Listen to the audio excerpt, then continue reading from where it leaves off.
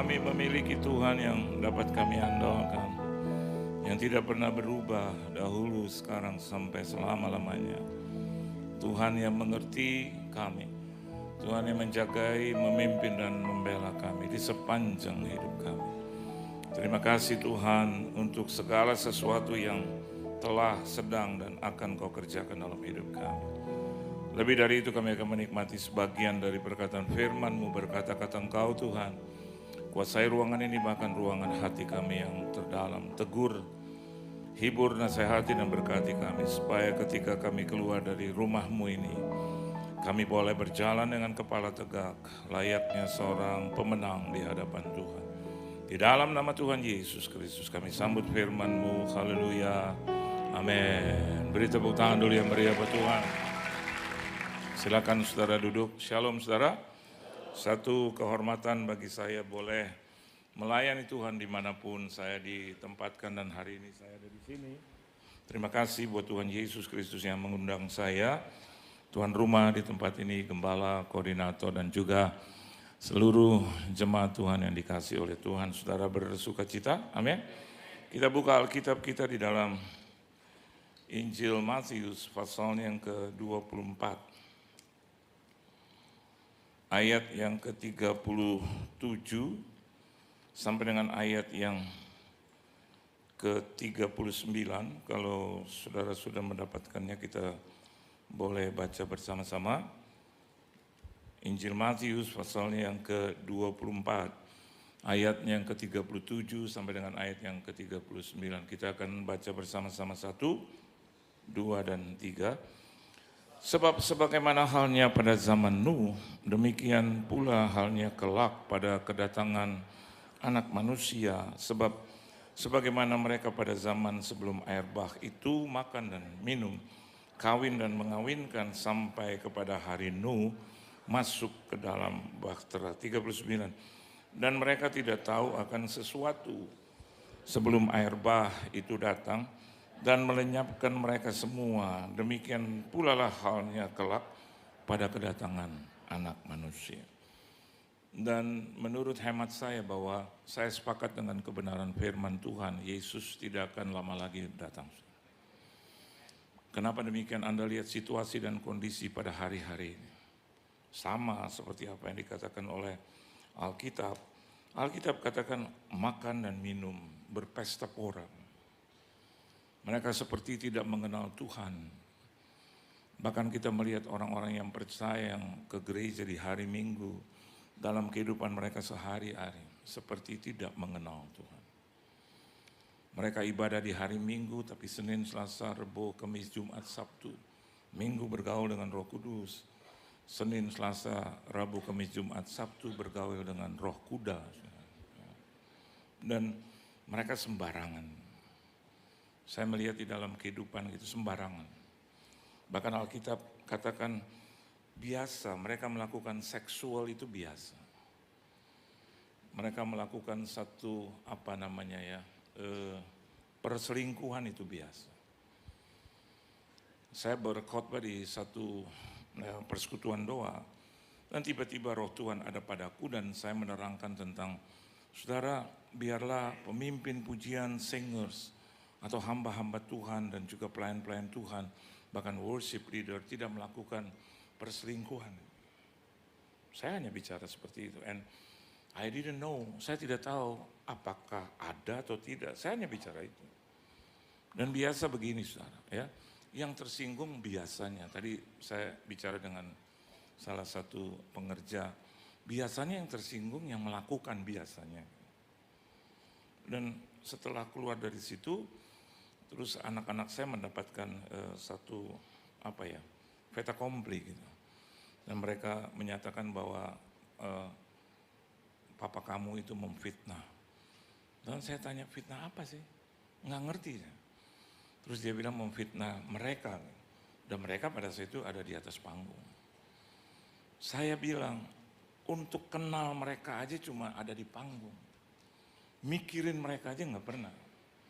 Lihat muka mereka aja sekali-kali. Bagaimana mungkin saya bisa memfitnah? Apalagi saya hamba Tuhan, saudara. apa yang saya perkatakan itu dipertanggungjawabkan. Tapi kalau sampai seperti itu ternyata Anda dan saya melakukan kebenaran, kebaikan, berita baik, dan orang tidak terima, biasa.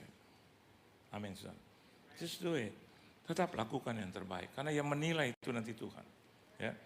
Yang menilai hati kita, yang menilai mulut kita, perbuatan, tindak tanduk kita itu adalah Tuhan. Saya sering katakan begini, pembicara-pembicara atau hamba-hamba Tuhan yang ada di atas panggung, saya mau katakan pada saat mereka turun, mereka harus sama seperti apa yang mereka perkatakan itu.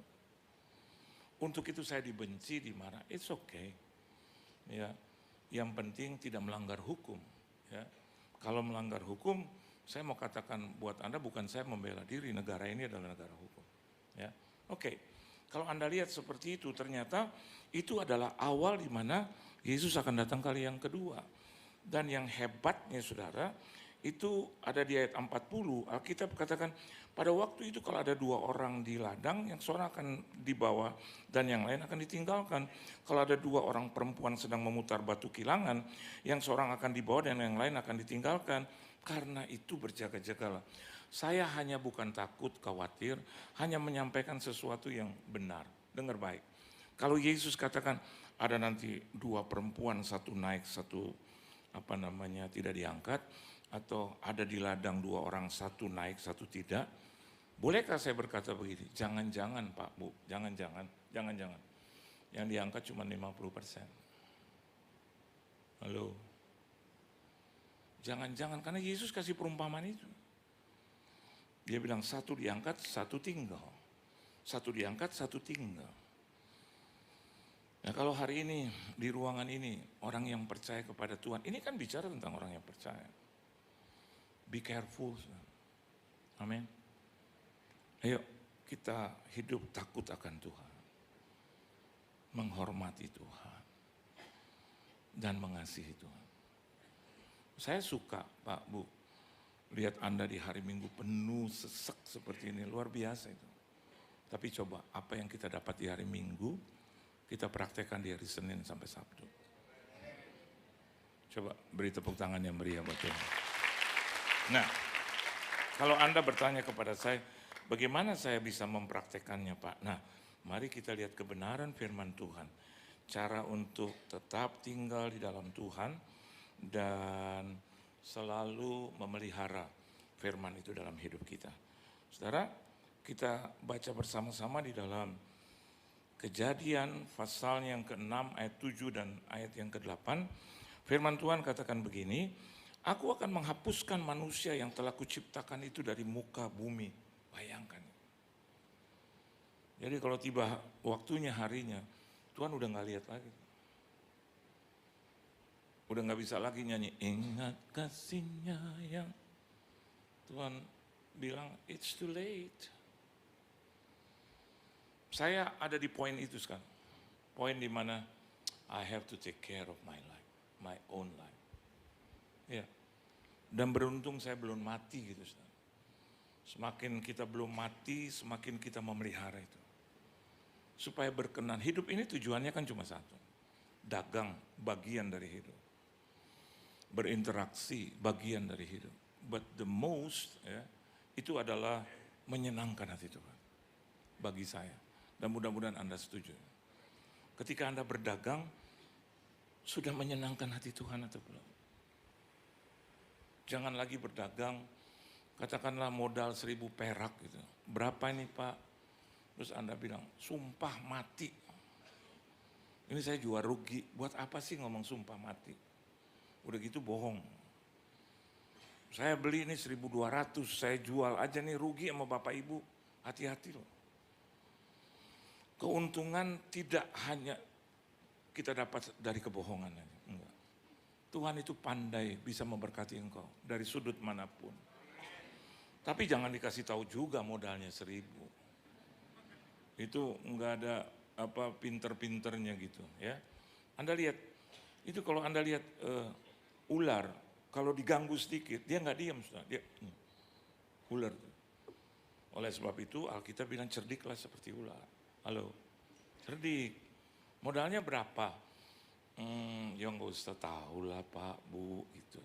Pokoknya adalah. Gitu. Mau jualnya berapa? Ya saya mau jual 1.200. Ya kan? Tapi kalau modal 1.000, mau jualnya berapa? 45.000 nih. Saya yakin nanti ada celurit terangkat gitu saudara. Ya. Iya, be honest, jujur tapi bisa untung. Gitu. Karena Anda kan punya keluarga. Saya melayani Tuhan juga begitu. Saya nggak mau firman yang saya utarakan itu keluar dari kebohongan demi kebohongan. Enggak. Oleh sebab itu banyak orang, hamba-hamba Tuhan suka berkata, how old are you, brother? Saya bilang 62 tahun. Dan mereka bilang, wow, I'm telling you the truth. Tahun ini saya masuk 50 tahun melayani Tuhan. 12 tahun sampai umur 37 tahun, saya melayani Tuhan part time. 37 sampai dengan 2024, 25 tahun. 50 tahun. Dan saya sedang berpikir, kemurahan Tuhan ada padaku. Saya belum pernah dirawat di rumah sakit. Saya belum pernah digotong ke rumah sakit. Saya belum pernah bahkan dirawat di rumah sakit. Itu kehebatanku? No. Ya keren. Saya dari kecil, mama saya mengajar saya. Kamu minta sama Tuhan. Biar kamu tetap sehat. Karena dia adalah kesehatan itu sendiri. Ya kalau kamu sakit karena memang keterbatasan manusia. Saya kalau sakit paling cuma batuk-batuk. Dan kalau saya batuk sedikit, istri saya sudah, Pak, batuk. Saya paling senang kalau saya sakit-sakit kecil, istri saya udah khawatir. Jadi saya tambahin batuk. Gitu. Saya kenceng, gitu. Terus saya lari. Aduh, Pak, kerok ya. Ini minum obat ya, Pak. Kamu nggak boleh sakit. Saya tambah, gitu. Kayak nggak bisa napas. Aduh, napas, Pak, napas. Dalam nama Yesus. Pasti dia berpikir ini asetnya. Dalam nama Yesus, dalam nama Yesus. Dan dia suka ambil obat. Kalau saya panas gitu, jam-jam 2 pagi, aduh Ma, saya panas. Langsung diambil satu obat yang tidak pernah berubah dahulu sekarang sampai selama-lamanya. Obatnya namanya Decolgin. Malam-malam jam 2, setengah 3 saya pernah kaki saya bengkak dan dia kasih saya Decolgin. Saya tanya, Ma ini obat apa? Udah minum dalam nama Yesus. Engkau plus Yesus itu mayoritas. Minum, ayo nganga. Masuk itu, telan. Baru pagi-pagi saya cari tahu. Ternyata pasti mau foto saya.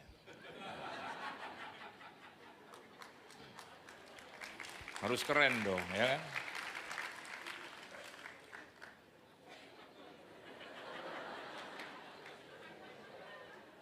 Oke,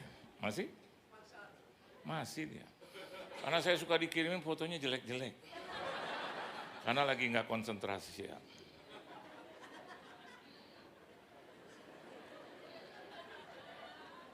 Tangannya gemetar. Menurut saya dia adalah fotografer yang paling berani. Di gereja manapun pelan-pelan. Kalau dia langsung. Masih, haleluya. Tapi ini jauh lebih baik. Daripada tadi ada jemaat. Pak minta foto di WC, Mas.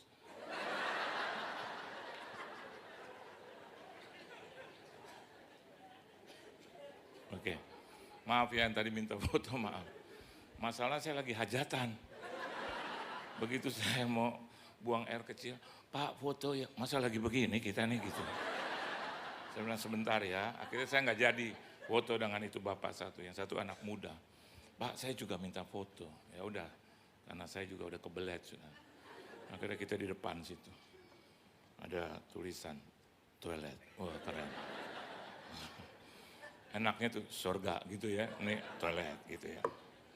Sampai di mana tadi? Nah, saya mau katakan buat Anda pada saat saya sakit-sakit kecil itu, terus saya doa dalam nama Yesus. Pagi-pagi saya lihat itu, obat itu ketemu. Terus ada dia punya bungkusan. Terus saya lihat, oh ternyata Decolgin. Terus saya lihat itu, dia mengobati apa? Enggak ada di situ tulisan mengobati bengkak-bengkak, enggak ada. Tapi anehnya nih Tuhan Yesus luar biasa, kempes. Saya nggak bisa bilang bahwa obat itu yang mengempeskan itu. Tapi Tuhan yang memelihara kita. Beri tepuk tangan yang meriah dong buat Tuhan Yesus. Amin. Oke. Alkitab katakan bahwa aku akan menghapuskan manusia yang telah kuciptakan itu dari muka bumi, baik manusia maupun hewan dan binatang-binatang melata dan burung-burung di udara. Itu banget ya, Tuhan tuh marah banget. Saya mau katakan buat Anda berkatnya begini. Biarlah Tuhan jangan marah-marah banget sama kita. Halo. Caranya mudah saudara ya. Jaga dirimu dengan baik. Supaya dia enggak marah-marah. Dan kalau dia marah, saya pastikan Anda tidak bisa berlindung kemanapun dan kepada siapapun. Lari ke iblis, iblisnya juga dibinasakan. Enggak menang lah. Anda mau ke Gunung Kawi, apa gunung-gunungnya juga diledakkan oleh Tuhan. Jadi all you have to do adalah jaga hidupmu dengan baik. Alkitab katakan sebab, kenapa demikian? Alkitab bilang sebab aku menyesal. Aduh. Saya nih Pak, Bu, I'm telling you the truth, itu ada istri saya nggak pernah bilang sama dia, itu tuh ada dia. Paling susah khotbah Timothy di depan istri kita, susah. Karena dia tahu kita, pelakunya kita gitu, dia tahu. Saya mau katakan belum pernah saya ngomong sama dia, aku menyesal menikahi engkau, enggak pernah. Kalau ada apa-apa saya minta maaf dulu, saya juga nggak menyesal, nggak apa-apa kok. Biar dia tahu gitu, ada pria yang baik yang diciptakan Tuhan untuk dia. Padahal secara manusiawi, ini ada Manado, Ambon, Cina di tengah.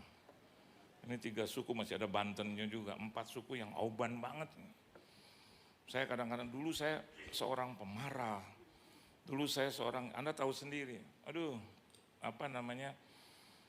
roh emosional itu. Tapi sekarang dia bebas, dia ngomong apa lah.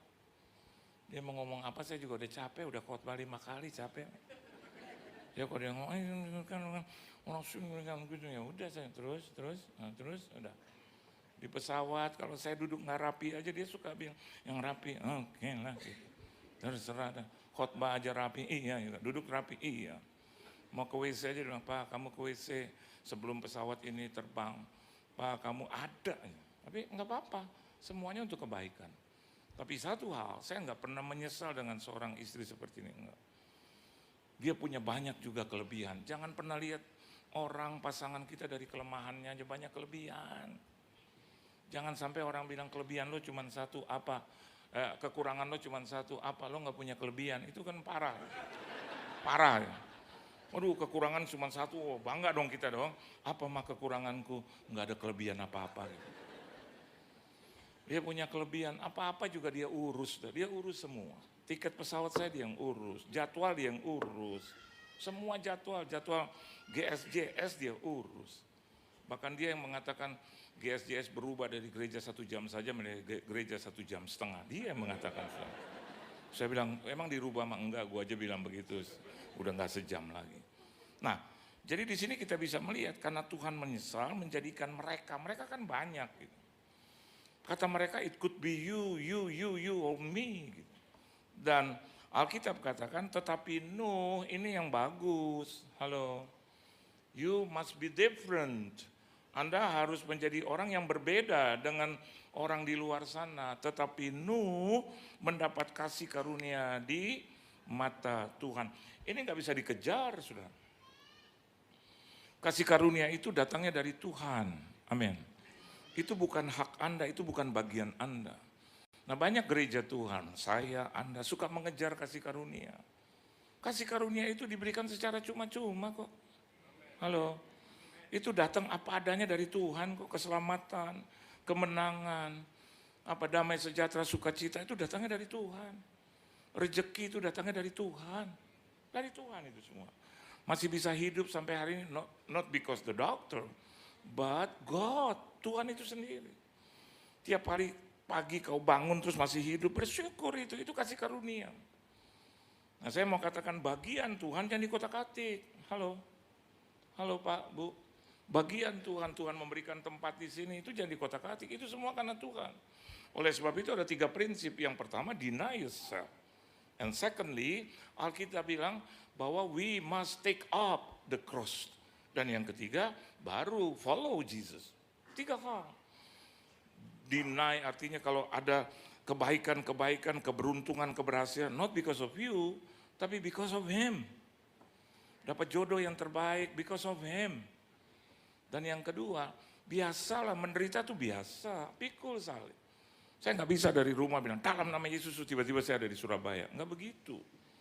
Betul nggak? Naik pesawat, betul nggak? Terus biasa dihormati di dalam antrean itu. Kita harus lakukan itu setia. Biasa kalau udah sampai di gereja baru dihormati. Tapi kalau di dunia kan siapa sih yang kenal kita? Dan memang kita nggak harus dikenal, biar Yesus yang dikenal. Dan kalau Anda ada di dunia sana, biasalah harus bekerja keras. Alkitab juga katanya kita harus berlelah-lelah seperti itu. Bukan menjadi orang yang malas. Dan yang ketiga Alkitab katakan follow Jesus. Artinya apa? Apa yang Yesus kerjakan, apa yang Yesus perintahkan, itu jadi bagian kita. Amin. Jadi bagian kita. Malas ke gereja, Yesus saja pergi ke sinagog.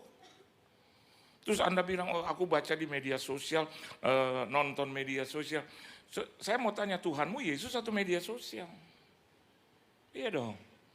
Terus ada lagi bilang, oh katanya perpuluhan sudah dihapus. Terus saya mau bilang, perpuluhan itu bentuk kasih sayang kita kok sama Tuhan, menurut saya. Bentuk rasa hormat, rasa takut kita mencintai Tuhan, that's it. Ya kalau Anda nggak mau melakukan, ya udah silakan, nggak apa-apa. But something happen to you, saya mau katakan buat Anda, jangan juga teriak-teriak. Dan Alkitab menyatakan kepada kita semua di sini, kasih karunia itu adalah bagian Tuhan. Nah, saya masuk dalam inti khotbah. Saya, ini bagian kita. Halo, bangun pagi bagian kita Pak, Bu. Baca firman bagian kita. Jangan Anda sodorin, Tuhan bacain dong. Tolong dong Tuhan. Dengar firman tidak tidur bagian kita. Halo. Jangan Anda bilang lagi, Tuhan tolong jangan tidur biar saya tidur, nanti tolong bacain di kupingnya. Bagian kita. Datang ke gereja Pak Bu, bagian kita. Melayani Tuhan, bagian kita. Kalau Anda dan saya betul-betul lakukan itu, beres. Nah seperti apa bagian kita? Yuk yang pertama, Anda lihat Kejadian 6 ayat 9 bagian B. Anda sudah makan? Makan ya, habis ini makan ya, oke. Kejadian 6 ayat 9b ya, tapi baca ayat 9 saja biar lengkap. 1, 2, dan 3.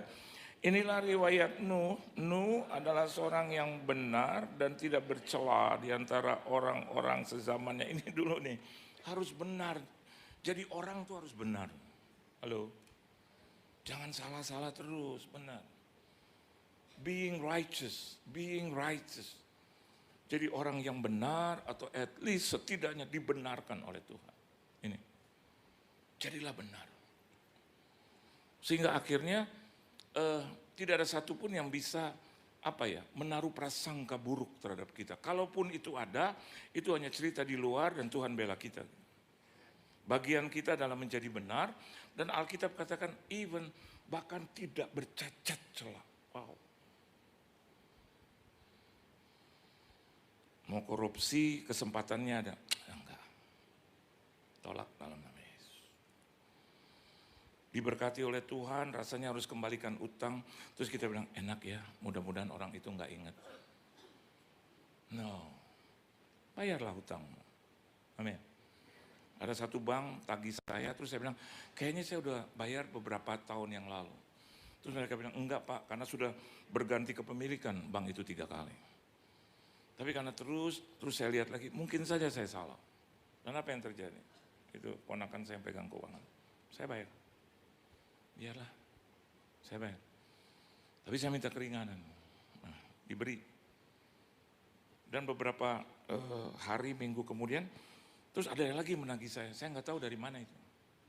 Nah hari ini kita kan benar. Sodorkan aja apa yang kita sudah bayar. Tuh. Pak, tolong Pak. Yang Bapak sudah bayar tolong dikirimkan tuh. Bahkan ada yang lagi yang bilang, Pak tolong kapan itu pembayaran? Saya bilang, saya sebut. Terus saya bilang begini aja gampang, nanti saya kirimkan aja. Oh nggak usah Pak, langsung matiin. Berarti kan penipu.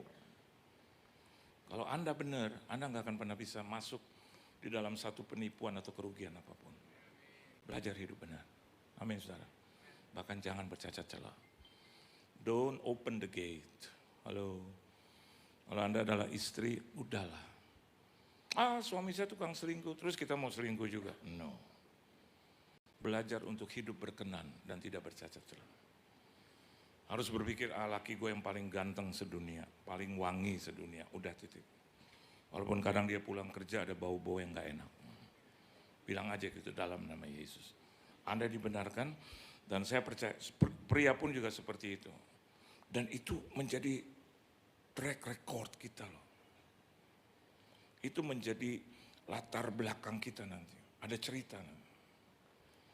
Sehingga one day anak-anakmu lahir besar, Anda sudah menjadi tua, anak-anakmu bilang begini, Bapak gue hidup benar di pemandangan Tuhan.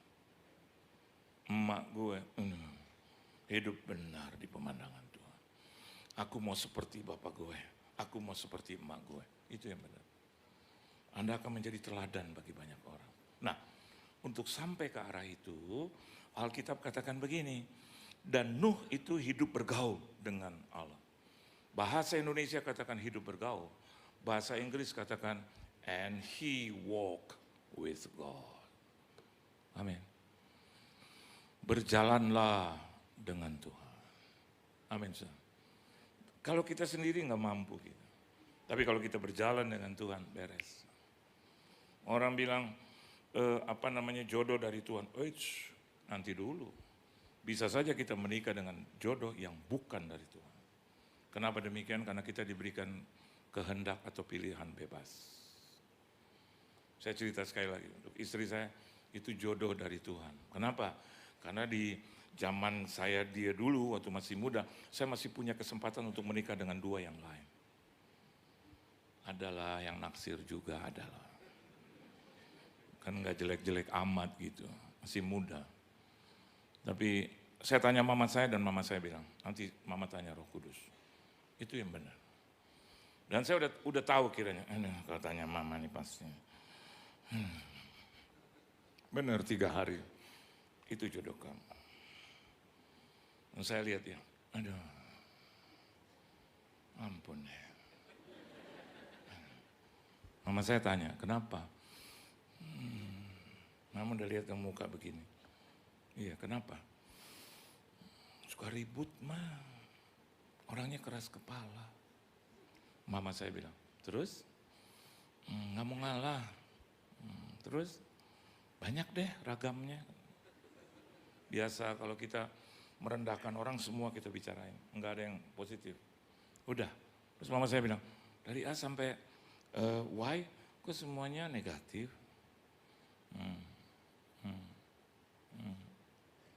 Mama saya bilang, ada yang positif dari Tuhan. Apa? Kamu susah, miskin, gak punya apa-apa, dia masih mau sama kau. Ya itu kan nanti kalau aku kaya kan dia juga nanti diberkati. Mama saya tanya, kapan kaya? Itu gue gak tahu kapan. Tapi satu hal, dia selalu mendampingi. Dia selalu bawa ke rumah saya, makanan-makanan yang enak. Kita dulu masih susah, dia bawa. Gajinya dia berikan sama saya. Wow. Dia dapat gaji dolar, dia berikan buat saya. Bahkan dia bilang, kalau bayar, kamu yang bayar. Saya bilang, itu duit kamu. Ya tapi kamu laki-laki, biar kamu yang bayar. Nah kalau kita sudah dikasih kebebasan gitu, jadi sombong. Makan juga bahasa nggak jelas. Karyawan, ya Pak makan nasi goreng itu ya, oke. Hebatnya ngerti loh dia. Terus orang lain tanya, apa pesen apa? Gue kurang jelas. Lo aja yang tanya, balik lagi. Maaf ya Pak, tadi makanannya nasi goreng, bihun goreng. bami goreng. Kenapa saya pesan banyak? Karena bukan duit saya. Dan dia cuma, boleh kan kita makan gini? Orang susah biasanya nafsu makannya tinggi biasanya gitu, biasanya. Enggak tahu dah kalau memang salah. Saya susah, makan pagi susah. Siang aja juga pas-pasan. Harus bersaing dengan 6 keluarga saya yang lain. Sedangkan makan nasinya cuma 1 aja begitu. Dan di rumah saya, pokoknya yang paling tua harus ngalah. Bayangkan saya nomor 2. Saya masih punya 5 yang lain. Wah ini gawat nih. Saya liatin 5-5-nya juga, saya lihat muka-muka lapar semua. Dan yang paling bungsu berhak duluan. Kalau dia udah kenyang baru yang nomor 6, 5, 4, 3. Bayangkan sudah nungguin 7, 6, 5, 4, 3. Aduh, sampai saya mohon-mohon, jangan terlalu banyak dong. Itu telur yang kadang-kadang hanya cuman 1, cuman dibuat sedemikian rupa jadi gede loh saudara. Jadi tipis banget. Dibuat oleh mama saya gitu. Akhirnya dipotong kecil-kecil. Dan opa saya itu straight to the point. Dia selalu bilang, yang tua ngalah sama yang muda. Saya tadi mau jawab, memang dari dulu udah begitu. Akhirnya tinggal kadang 2 potong. Mereka ambil 2, 2,5. Tinggal kakak saya 1, saya 1. Begitu. Begitu kenal sama dia, kayak ada kebebasan Pak. Kayak ada apa? Kayak ada Bank Dunia datang. Memberikan gitu. Jadi kalau saya pulang, saya bawa makanan Chinese food. Saya bawa depan semua. Dan mereka seperti tahanan penjara. Sudah. Begitu saya pulang mereka, wah apa. Saya bilang, nih bawain. Begitu lihat ya, puyung hai, capcay, nasi goreng, bami goreng, bihun goreng. Saya cuma mau nebus aja itu. Kemiskinan di yang kemarin-kemarin, makan. Dan saya bilang kepada adik-adik saya, sekarang bebas. Gue gak dendam sama lo. Saya cuma liatin, makan habis. Opa saya bilang, waduh itu Tuhan berkati. Iya opa, yang cabut itu kata-kata bahwa yang tua harus ngalah sama yang muda. Ini udah ngalah nih sekarang. Papa saya, mama saya makan sampai kenyang. Dan ibu saya bilang, itu jodohmu. Ya udah, saya terima. Ternyata 33 tahun, enggak salah. Enggak ada kata cerai sedikit pun enggak ada. Enggak ada saling dendam, saling selingkuh, enggak. Sampai hari ini itu semua karena kemurahan Tuhan. You know why? Walk with God. Berjalanlah bersama dengan Tuhan. Alkitab dalam bahasa Indonesia kata bergaulah dengan Tuhan. Yang kedua, Alkitab katakan coba kita lihat di Kejadian 6 ayat 13, kita baca cepat 1, 2 dan 3. Berfirmanlah Allah kepada Nuh, aku telah memutuskan untuk mengakhiri hidup segala makhluk sebab bumi telah penuh dengan kekerasan oleh mereka. Jadi aku akan memusnahkan mereka bersama-sama dengan bumi. Ada kata-kata yang baik di awal, berfirmanlah Allah kepada Nuh. Apakah kita masih bisa mendengar suara Tuhan? Halo? Beribadah tapi kok nggak bisa dengar suara Tuhan. Bahkan tidak bisa membedakan mana suara Tuhan, mana suara hati Anda, mana suara kuasa kegelapan. Yang kedua, talk with him. Jadi berbicara kepada dia. Dan itu Anda bisa lakukan dalam doa sehari-hari. Menurut saya orang yang menyampaikan firman Tuhan, tapi without praying, adalah orang yang akan bicara dengan sembrono. Karena sesungguhnya bahwa doa itu adalah nafas bagi kita. Nah kalau kita tidak bernafas, berarti kita adalah orang yang mati. Kalau Anda melayani Tuhan without praying, bagi saya mati. Kita boleh punya skill boleh tinggi. Anda boleh punya pekerjaan, punya jabatan, but without praying, maka itu akan mudah dirampas. Saya bilang sama ponakan saya, bahwa jangan sampai dalam hidupmu ada sesuatu yang terampas dan dirampas. Dan khususnya oleh Tuhan. Karena dia nggak suka dengan hidup kita. Saya bersaksi sama dia. Saya bilang, kamu udah berapa tahun di rumah Pak De? 15 tahun. Terus kamu jadi saksi, ada nggak satu aja barang, satu hal aja yang dirampas Tuhan dari saya? Ada nggak? Ada. Nggak ada. Kenapa demikian? Karena dia adalah penjaga yang hebat, saudara. Amin. Dan kalau dia beri, kalau kita hidup menyenangkan hati Tuhan, dia nggak akan rampas, dia beri kok. Halo, dia beri kok. Dari rumah, dari mobil, kendaraan, dari kesehatan, saudara. Dari kebutuhan hidup, dia nggak pernah rampas. Saya melayani Tuhan sampai hari ini full timer, saudara, nggak ada pekerjaan lain, nggak ada dagang lain, nggak ada usaha lain, cuman melayani. Dan zaman sekarang kan susah, Pak, Bu. Harga-harga tuh nggak pernah turun, naik, betul nggak? Dari tahun 98, 99 saya full timer, harga tuh makin naik. Tapi saya lihat juga bahwa berkat Tuhan juga bahkan lebih naik lagi. Saya nggak pernah bilang sama gereja, tolong ya, saya nih punya istri 1, anak 2, terus saya punya juga keponakan dan adik saya yang tinggal di saya, terus saya punya 2 pembantu sopir, saya punya banyak kebutuhan, tolong ya Pak, Bu, gereja atau gembala sidang, bahwa saya punya persembahan kasih, tolong dinaikkan. Belum benar. Dosa saya di mata Tuhan kalau saya bilang itu. Benar, I am telling you the truth.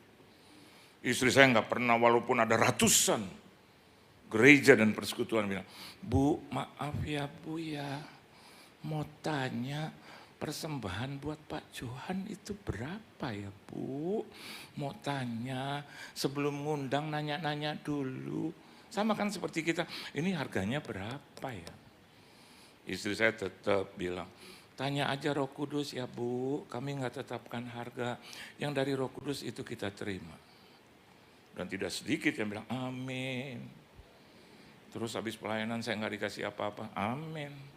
Pernah tiket pulang pergi, Pak boleh enggak Bapak yang beli dulu? Boleh. Pak maaf ya Pak ya, kami nggak bisa kasih rumah tinggal. Boleh. Bisa nggak Bapak cari tempat sehari? Boleh. Pak, dalam hati saya, apalagi ini? Udah makin menderita ini. Pak, boleh ya enggak Pak ya? Kita nih makan siangnya Pak hanya cuman ya sekedarnya Pak. Kalau Bapak bisa makannya di hotel. Oke, baik. Pak, saya mau tanya juga ya Pak ya, berapa orang yang datang? Ya udah, karena keadaan terbatas saya aja sendiri. Pak, belum dia nanya lagi, saya tutup teleponnya. Saya takut dengar yang lain-lain lagi gitu, saudara. Udah, saya datang dan dia bilang, Pak, terima kasih, kita nggak bisa beri apa-apa, kata Roh Kudus. Kata Roh Kudus, masa saya mau lawan? Kata Roh Kudus di saya, Bapak pembohong atau Ibu pembohong? Enggak kan? Saya cuma bilang, oke, amin. Udah saya pulang, walaupun dalam keadaan ya seperti tentara kalah perang. Saya jalan, oh Tuhan. Terus saya dijemput ke bandara. Istri saya tanya, gimana Pak keadaan? Baik-baik dan tidak baik-baik saja. Baik, Tuhan yang baik, tapi keadaan tidak baik. Terus bagaimana Pak? Umat yang datang, heboh luar biasa. Terus gimana Pak? Dia ganti enggak? Enggak ada satupun yang diganti. Oh ya udah. Terus dia bilang, itu bagian hidupmu. Iya, bagian hidupmu juga gitu. Dua-dua. Dia nggak pernah kekurangan. Ada aja Tuhan. Saya nggak pernah benci dengan hal itu. Jadi hal yang kedua, bicarakan dengan Tuhan. Semua yang saya jalani dalam kehidupan, saya bilang sama Tuhan, ini jadwal ya Tuhan, biar kau yang pegang. Saya percayakan sama dia. Pokoknya dimanapun kau putuskan bebas. Saya mau kemana aja bebas. Kalau dia utus saya ke Surabaya, bebas. Bahkan saya mau katakan buat Anda, gereja yang di Surabaya yang hanya saya layani, hanya di GSJS. Saya mau tanya sama yang lain, saya mau tanya sama dia, yang lain bagaimana? Udah saya diam aja. Kalau saya tanya, Ma, dia pasti ada jawaban. Pasti jawabannya juga, ya begitulah. Jadi saya cuma bilang, ya udah, aku udah percaya dari awal sampai hari ini. Gereja GSJ, hari Minggu itu GSJS. Kalau Anda tanya kenapa, saya nggak tahu, tanya aja sama istri saya, dia lebih tahu dari itu. ya. Dan GSJS juga menjadi salah satu tempat favorit. Karena di Jakarta, puji Tuhan banget, GSJS itu bangun gerejanya cuma di bawah rumah saya. Saya cuma tinggal turun, naik lift sekali, langsung GSJS. Enak, nggak ada transportasi. Makan tinggal balik lagi. Andrew suka tanya, Pak mau kemana Om? Pak Johan mau kemana? Mau ke kopi. Ini ada yang bisa anterin? Nggak udah. Oh iya, rumahnya deket ya. Iya. Maka itu Andrew juga jadi sering undang saya. Setahun bisa 10 kali Bu. Setahun ini sampai 12 kali. Suami istri luar biasa, mereka masih muda. Tetapi saya lihat yang mereka mau berjalan. GSJS di Jakarta khususnya di Moy. Lihat muka saya. Hari ini saya ke khotbah di GSJS. Saya di sini, jemaat di sini. Ya. Penambahan kursi sampai di situ. Orang udah nggak bisa lewat. Bahkan duduk di bawah. Pas banget, saya khotbah mereka kena air hujan. Mereka mau? Mana ada bioskop ada penambahan kursi, ada nggak? Nggak ada, hanya gereja dalam bioskop ada penambahan kursi. Dan hari-hari ini saya mau katakan buat Anda, hari-hari ini sudah terjadi keributan di gereja. Doakan. Kenapa? Jemaat banyak yang diusir. Udah penambahan kursi seperti itu, pintu itu diganjel dari luar. Tolong masuk, mau masuk, mau masuk. Ayo dorong-dorongan. Yang di luar, yang di dalam itu khususnya istrinya Andrew. Waduh, istrinya Andrew itu Surabaya banget. Nggak bisa toh, nggak bisa, udah penuh, lo, kok maksa, udah penuh.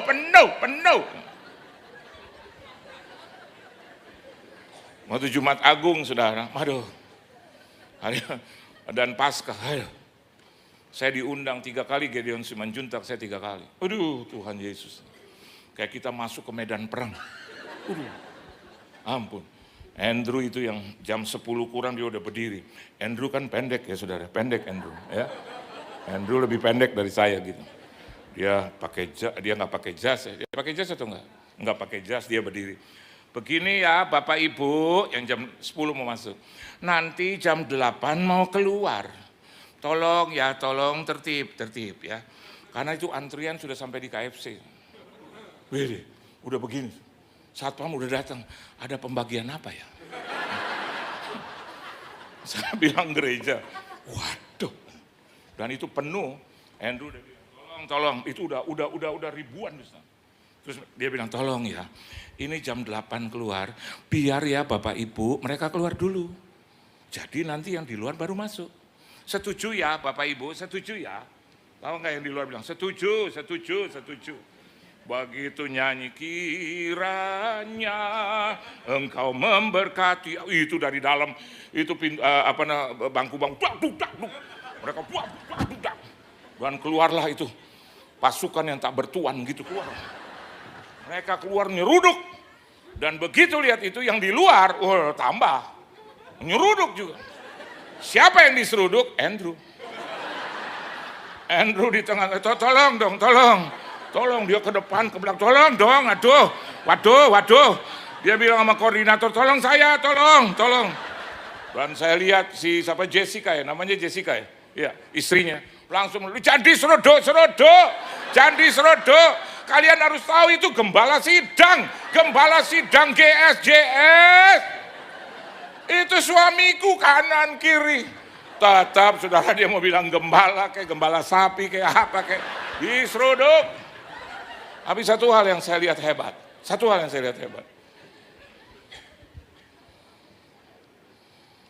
Dari seorang ibu yang luar biasa. Menghasilkan 3 anak. Michael sama. Di sana, itu antrian udah sampai di mana? Sushi Tei. Orang kayak dapat mau jatah makan. Udah nguk. Dan gereja sebelah lihat. Ini kok jadi begini? Dan dibongkar lagi, tetap nggak mau. Michael bilang, Pak saya harus pindah di mana? Ya saya nggak tahu, di Surabaya. Sekarang Andrew juga ngomong, Pak gimana ya? Mau di mana? Saya nggak tahu. Dia bilang, saya punya iman di Kelapa Gading. Sampai hari ini, tanah Kelapa Gading mahal banget. Akhirnya Tuhan kasih di mana? BSD. Kemarin saya lihat doa malam di Lantik, didoakan. Wow, dalam 5 bulan ini akan ada 1 gereja GSJS yang dibangun. Saya lihat luar biasa. Kalau bukan Tuhan, kalau bukan keturunan dari orang benar. Terima kasih juga buat Pak Samuel ya, yang selalu datang ke Jakarta. Besok datang ke Jakarta bukan bangun gereja, tapi mantunya melahirkan, saudara ya. Saya tutup firman Tuhan. Yuk banyak bicara dengan Tuhan. Banyak bicara. Nanti Tuhan yang akan tetapkan. Anda harus banyak bicara. Daripada bicara dengan manusia nggak ada hasil. Ayo bicara dengan Tuhan. Maka Anda akan mendapatkan apa yang Anda mau. Beri tepuk tangan yang meriah buat Tuhan. Tuhan Yesus memberkati saudara.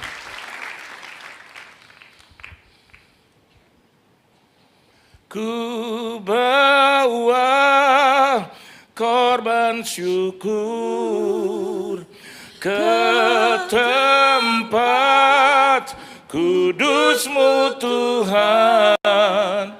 Hatiku limpah dengan syukur, sebab Tuhan baik.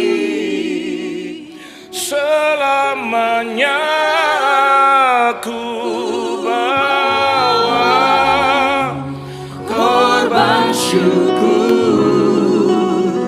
ke tempat kudus-Mu Tuhan. Hatiku limpah dengan syukur, sebab Tuhan baik. Selamanya kita bangkit berdiri. Ku bawa korban syukur ke tempat kudus-Mu Tuhan. Hatiku limpah dengan syukur, sebab Tuhan baik. Selamanya ku bawa, yes Lord, korban syukur ke tempat kudus-Mu Tuhan. Hatiku limpah dengan syukur, sebab Tuhan baik. Sebab Tuhan baik.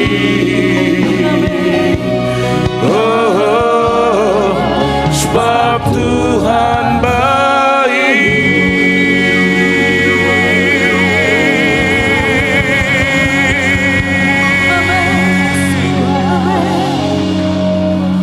Selidiki hati kami. Kami serahkan hidup kami dalam tangan Tuhan. Kami mau mengerjakan bagian kami, berjalan bersama dengan Engkau, yang membuat kami tidak akan pernah menjadi lelah, dan berbicara dengan Engkau yang tidak membuat waktu kami habis, karena di situ letak kemenangan kami. Berjalan bersama dengan kami, berbicaralah kepada kami. Berkati seluruh jemaat-Mu di sini, keluarga, rumah tangga, bisnis, usaha, mata pencarian, pekerjaan, perusahaan, perekonomian, kesehatan tubuh, jiwa, dan roh mereka. Berkati juga kesehatan mereka, keuangan finansial. Kau berkati jodoh, studi, pendidikan, pergaulan mereka, pelayanan gereja mereka. Di mana saja mereka berada, diberkati dan jadi berkat. Di dalam nama Tuhan Yesus Kristus, kami sudah berdoa, mengucap syukur dan berterima kasih. Haleluya. Amin. Tuhan Yesus memberkati saudara.